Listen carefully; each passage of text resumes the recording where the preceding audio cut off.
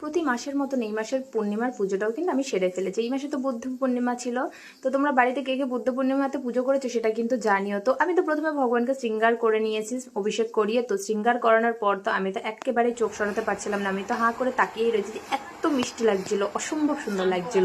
তো তোমাদের কাছে কেমন লাগছে ভগবানকে সেটা কিন্তু কমেন্ট করে জানিও। তো যাই হোক, আমি ফুলমালা দিয়ে রেডি করে দিয়েছি। তো এদিকে আমার আরতির থালাটাও আমি রেডি করে নিয়েছি, আর মায়ের হাতে চামর আর পাখা ধরিয়ে বসিয়ে দিয়েছি। তো এইদিকে দেখো ভোগ টোকগুলো কিন্তু এবার আমার মাই রেডি করেছে, মা এবার আমাকে অনেকটাই হেল্প করেছে। আর এই যে ভোগের ভিডিওটা, এটা কিন্তু আমি পাঁচালি পড়ার পর করছি, আর পাঁচালিটা আমার মাই করেছে। সিংহাসনে দেখো সাদা ফুলটা দেওয়ার পর তার গেট আপটাই কিন্তু পুরো চেঞ্জ হয়ে গেছে, সাদা ফুলের সৌন্দর্যই কিন্তু অন্যরকম। আর এই যে নিচে পদ্মটা দেখতে পাচ্ছ, যখন মা পাঁচালি পড়ছিল তখন ধপাস করে পদ্ম ফুলটা ঘর থেকে পড়ে গেছে। আর আমি শুনেছি যখন নাকি ভগবান সন্তুষ্ট হন তখনই নাকি এরকম তার কাছ থেকে ফুল পড়ে। তো এই বিষয়ে তোমাদের কি বক্তব্য সেটা কিন্তু অবশ্যই জানিও।